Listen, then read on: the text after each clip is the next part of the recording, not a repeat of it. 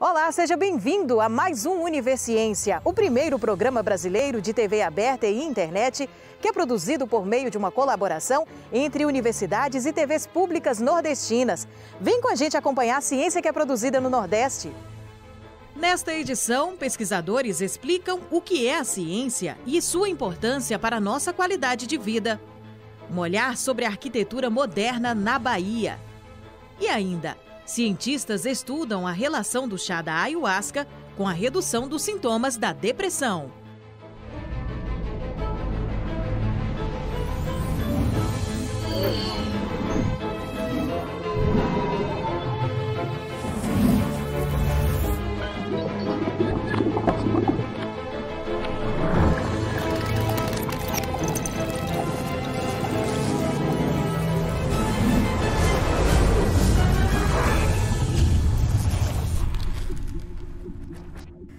Uma pergunta bem simples, mas que parece dar um nó na cabeça da gente só de ouvir. O que é a ciência para você? Pesquisadores da Universidade Federal de Pernambuco trazem uma explicação bem prática para a gente. Você já deve ter ouvido falar sobre pesquisa científica e como ela é importante. Mas você sabe exatamente o que é a pesquisa científica? Como ela é feita? O que ela cria de positivo para você aí? Vamos responder a essa e muitas outras perguntas para mostrar como que nós estudamos e pesquisamos dentro da universidade chega até a população. Nosso tema é Pós-graduação, Ciência e Sociedade e vamos explicar o papel fundamental do conhecimento científico produzido aqui na pós-graduação na melhoria da sua vida. Meu nome é Geimerson Vieira. Sou professor da Universidade Federal de Pernambuco e quero saber, o que é ciência para você? Ciência é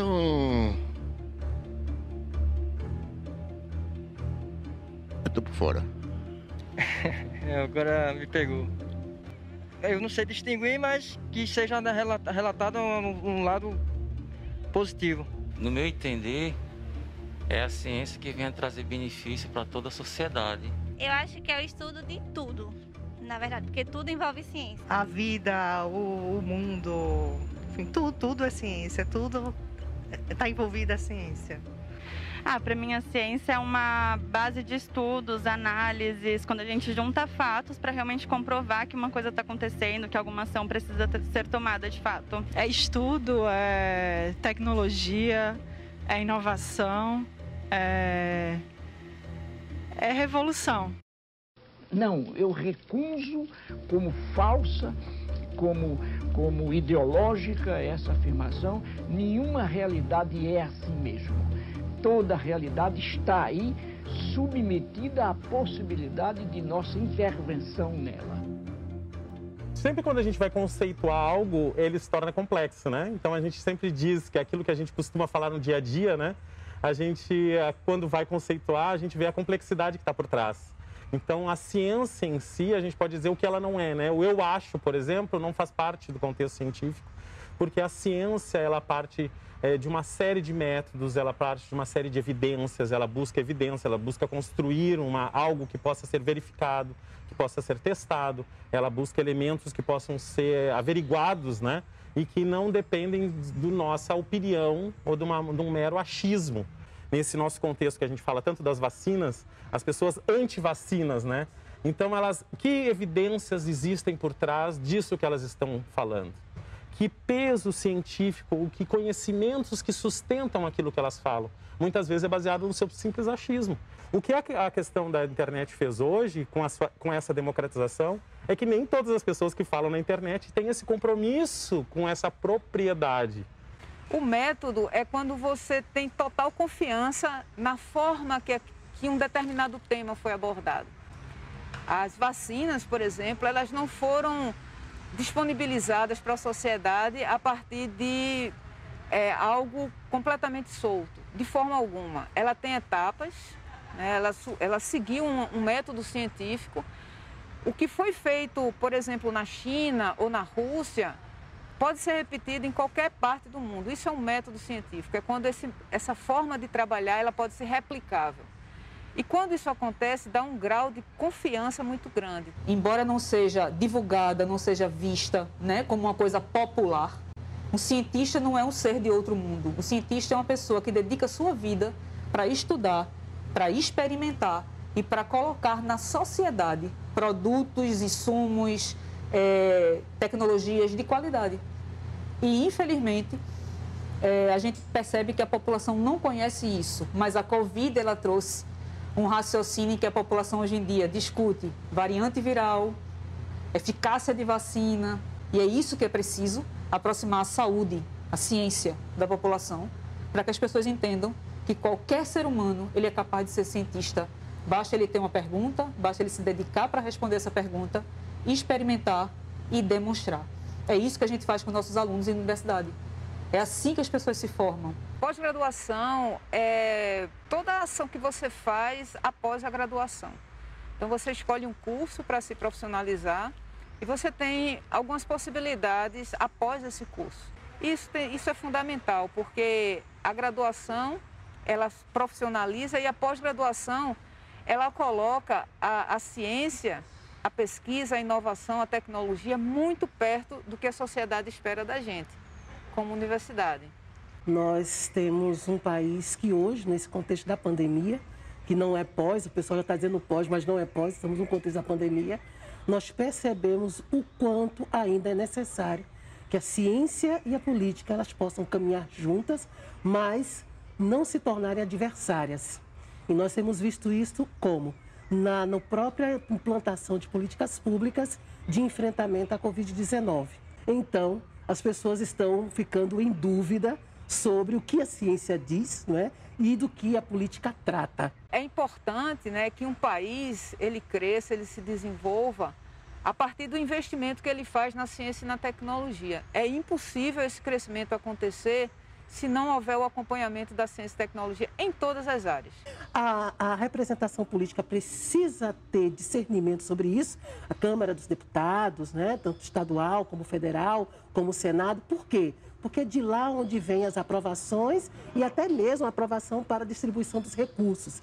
Cada vez que nós vemos uma redução de recursos no setor que são fundamental, educação, saúde, né, a gente observa que o investimento da pesquisa e tecnológico, ele sofre uma queda, não é, terrível, o que muitas vezes nos torna dependentes de nações que avançam, estão mais alinhadas com o progresso científico, né, e também com o poder político, e elas conseguem avançar.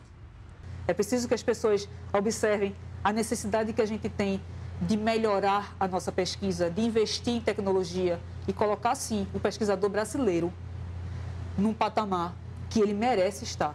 Ele só não conseguiu ainda porque ele não tem suporte de ciência e tecnologia.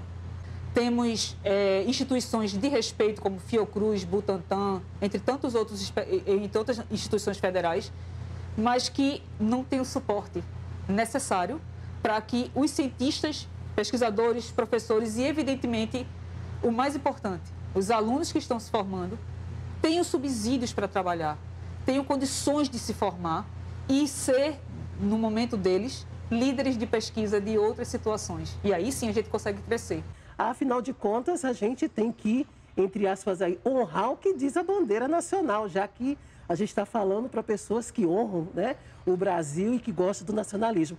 A ordem tem que ter progresso. Daqui a pouco a Univerciência volta trazendo um olhar especial sobre a arquitetura moderna na Bahia. Fique com a gente.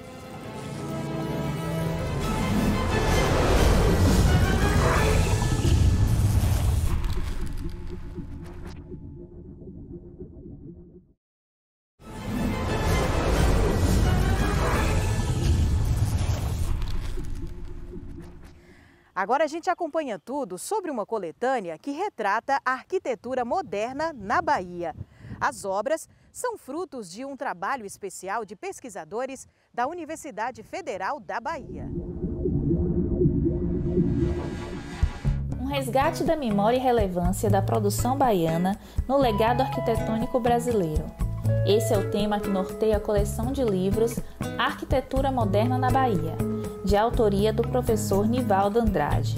A coleção, lançada pela Edufba, conta com 5 volumes e foi baseada na tese de doutorado do professor, que ganhou com a obra o prêmio da Associação Nacional de Pesquisa e Pós-Graduação em Arquitetura e Urbanismo.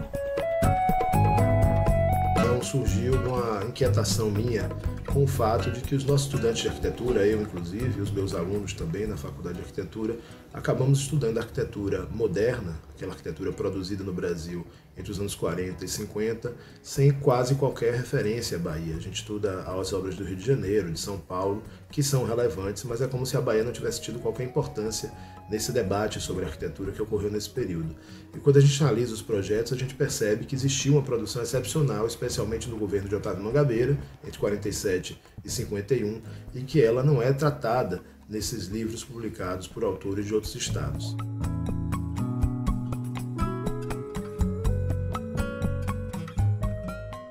O volume 1 da coleção, ele analisa justamente a historiografia da arquitetura moderna no Brasil para tentar identificar essa lacuna sobre a arquitetura produzida na Bahia. E aí destaca-se a figura de Diógenes Rebouças como um arquiteto muito importante na produção local, com obras muito relevantes, mas que por não ter a preocupação em publicar essas obras, acabou sendo um pouco esquecido dentro da historiografia da arquitetura brasileira.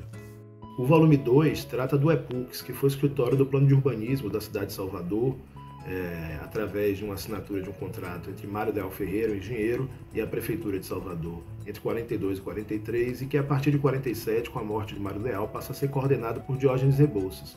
Ele vai se transformar, para além de ser a instância de planejamento urbano da cidade, do primeiro plano moderno de Salvador, ele vai ser o primeiro escritório de projetos de arquitetura da cidade, realizando projetos importantíssimos. Esse volume 2 ele analisa um pouco esse panorama da arquitetura na Bahia nesse período, o curso de arquitetura da Escola de Belas Artes, a integração com as artes plásticas, que é um destaque importante.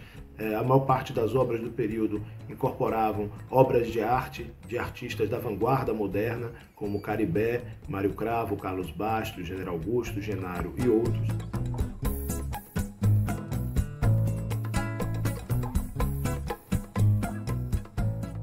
O volume 3 destaca os projetos que Diógenes Rebouças elaborou para Anísio Teixeira, com especial destaque para o Centro Educacional Carneiro Ribeiro, na Caixa d'Água, formado pela Escola Parque e pelas escolas classe, que é uma referência de arquitetura educacional até os dias de hoje. Diversos projetos importantes foram elaborados no Brasil inteiro, desde os anos 50, quando esse projeto é finalizado, até hoje, inspirados na Escola Parque. O volume 4 aborda o projeto do Teatro Castro Alves. A história da construção do Teatro Castro Alves ela é muito interessante, com muitas viradas, muitos acontecimentos, e esse livro resgata um pouco esse processo, inclusive a polêmica que envolveu a mudança do projeto primeiro para o projeto que foi efetivamente executado, que é o que está hoje lá no Campo Grande. O quinto e último volume fala do processo de infraestruturação do turismo no estado da Bahia, com a construção dos primeiros hotéis importantes de porte, e destaca 2 projetos de autoria de Diógenes Rebouças. Um é o Hotel da Bahia, que todo mundo conhece, foi o maior hotel e era o hotel mais importante da cidade de Salvador, no Campo Grande, projeto de Diógenes Rebouças com Paulo Antunes Ribeiro, foi publicado em revistas estrangeiras, se tornou o salão de recepção da Bahia. O outro é um projeto pouquíssimo conhecido, até porque ficou sem finalização durante muito tempo e hoje está abandonado, mas que é uma obra-prima da arquitetura moderna brasileira, que é o Hotel de Paulo Afonso, na cidade de Paulo Afonso, em cima do cânion do Rio São Francisco. Esses 2 projetos são analisados em detalhe e mostram o papel da Bahia importante na arquitetura hoteleira brasileira. Foram os 2 principais hotéis modernos de grande porte construídos no Brasil até aquele período. Eu acredito que essa é uma coleção que interessa não só aos estudantes de arquitetura e arquitetos, mas também as pessoas interessadas nas artes plásticas, na integração da arquitetura com a educação, por causa da contribuição de Anísio Teixeira, e na própria história da Bahia neste período.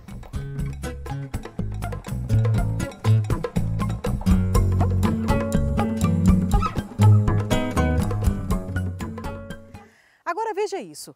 O Laboratório de Solos da Universidade Estadual do Sudoeste da Bahia, há mais de 2 décadas, é responsável por estudos para o melhor uso da terra no cultivo de frutas, por exemplo. E a parceria entre pesquisadores e agricultores da região Sudoeste e Norte de Minas Gerais resulta em importantes pesquisas. Desde 1995, o Laboratório de Solos da UESB contribui para uma análise técnica dos solos das propriedades rurais da região. O espaço faz exame químico e físico das amostras enviadas e auxilia na produção regional. Tudo começa com o recebimento do material, que é protocolado. Após isso, é feita a secagem e o destorroamento. Esse substrato é passado em uma peneira de 2 milímetros e ensacado. A gente retira uma amostra, um volume de solo aqui já determinado pelo procedimento para análise de 10 centímetros cúbicos de solo, que a gente faz as medições mediante esse utensílio aqui que a gente chama de cachimbo, né? Rotineiramente conhecido como cachimbo. Então, aqui nós temos um volume de 10 centímetros cúbicos, no qual nós vamos retirar esse volume de solo e adicionar nesses LMAIAs acondicionado aqui nesse conjunto que nós chamamos de bateria. Então, nós tiramos uma amostra e colocamos nessa bateria aqui para a determinação de fósforo e colocamos uma outra amostra para a determinação de cálcio, magnésio e alumínio e uma outra amostra com esse mesmo volume para que a gente possa fazer a determinação do pH de solo daquela mesma amostra. Em um dispensador ocorre a adição da solução extratora de fósforo e em outro a solução extratora de cálcio, magnésio e alumínio. Aquela bateria que até então estava lá com a amostra de solo, ela vem aqui para esse equipamento, que é um dispensador dessa solução. Então nós adicionamos aqui 100 ml da solução extratora para fósforo e adicionamos 100 ml da solução extratora para cálcio magnésio, que é uma solução de cloreto de potássio. Essas baterias elas vão permanecer por um período sob agitação. Então, essa agitação ela vai proporcionar um contato maior da solução extratora com o solo e aí sim poder retirar o elemento que está dissolvido nas partículas do solo e ficar em solução. Após 30 minutos de agitação e 24 horas de descanso, as baterias são levadas para outro dispensador, onde é retirado 25 ml da mistura.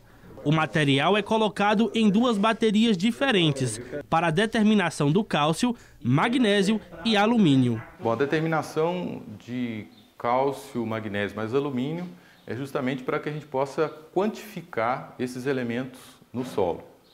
O procedimento é feito por titulação, né? Então, aquela alíquota que foi anteriormente retirada da bateria anterior, elas são adicionadas em baterias separadas e essa determinação ela é feita por titulometria.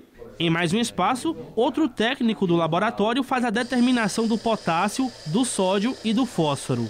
Agora nós trouxemos uma alíquota daquele extrato para que a gente possa fazer a determinação no fotômetro de chama do potássio e do sódio.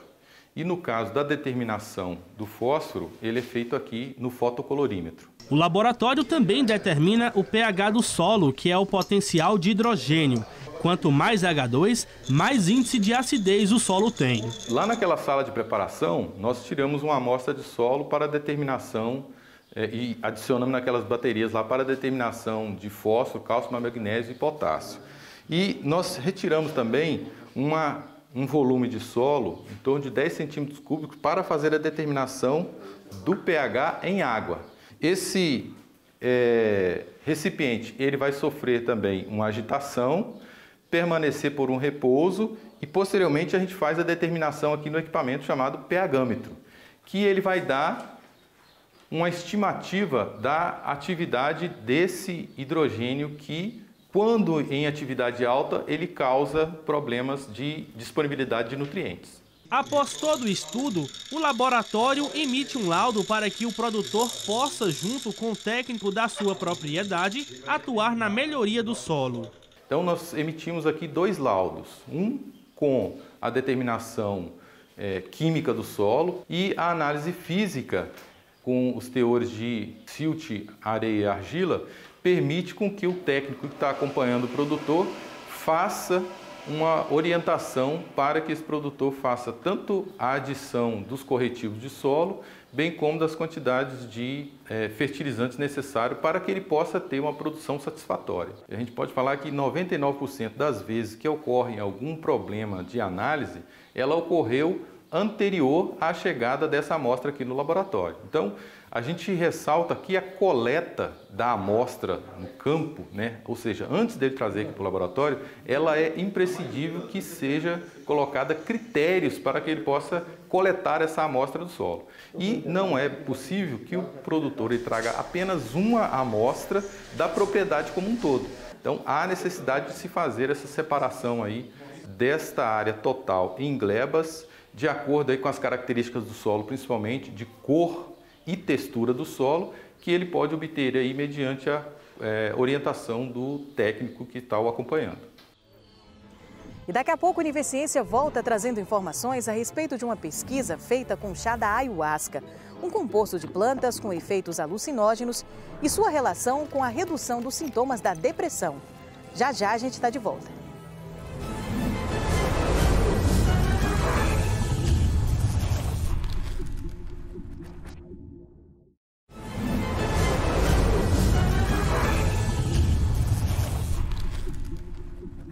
Pesquisadores da Universidade Federal do Rio Grande do Norte realizam um estudo com o chá da ayahuasca, um composto de plantas com efeitos alucinógenos, para investigar a sua relação com a redução dos sintomas da depressão.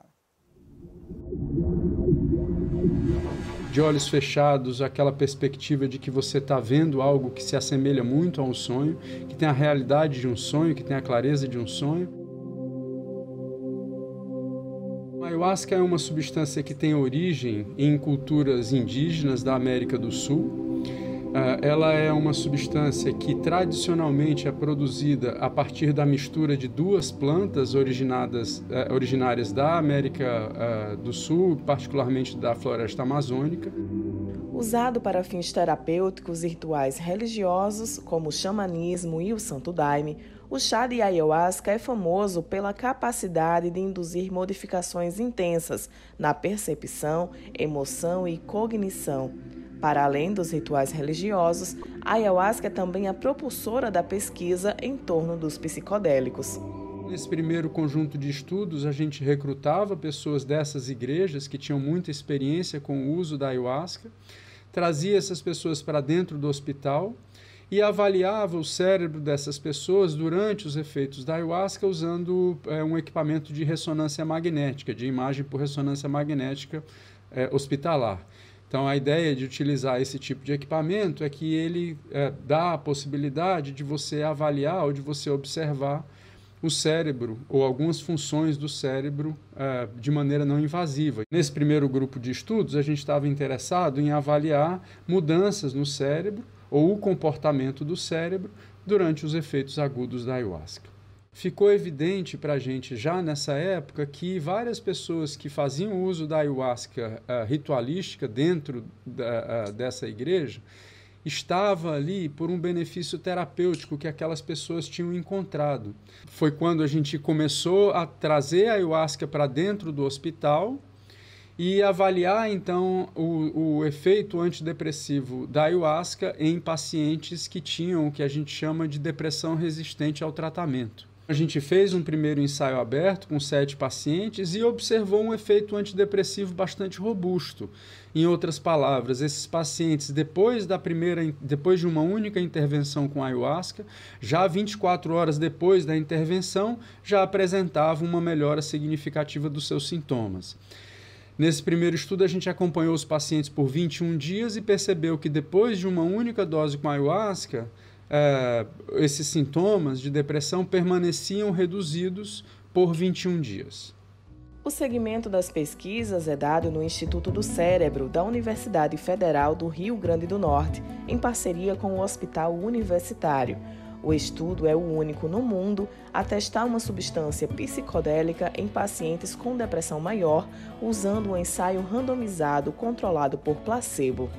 Nesse estudo, com 35 pacientes, o que a gente observou foi um efeito significativo antidepressivo da ayahuasca, superior ao efeito antidepressivo significativo que a gente encontrou do placebo. Então, realmente, o efeito placebo em ensaios clínicos para depressão é um efeito que deve ser observado para avaliar os efeitos antidepressivos da medicação que você está interessado em avaliar. A gente observou que pacientes que fizeram uso da ayahuasca também reduziram marcadores de inflamação.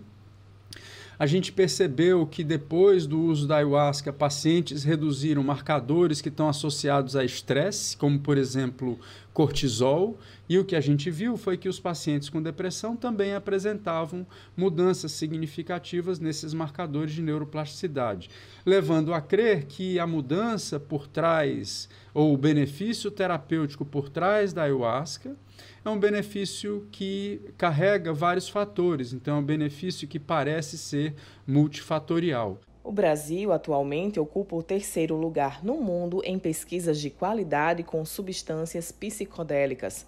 As perspectivas são de alternativas para pacientes com alto grau de resistência a tratamentos convencionais. O grupo de pacientes que a gente tem trabalhado são pacientes que têm 10% de chance de responder a qualquer tratamento disponível que há no mercado. Então, a gente tem um problema muito grave, eu diria, que a gente na ciência precisa resolver, que é a alternativa para esses pacientes que não são um número pequeno de pacientes. À ciência não pode ser vedado o direito de fazer pesquisa, como foi o caso para essas substâncias durante quase 30 anos. Então, durante quase 30 anos, a gente não pôde fazer pesquisa com esse tipo de substância, e o que configura um absurdo sem precedentes na ciência.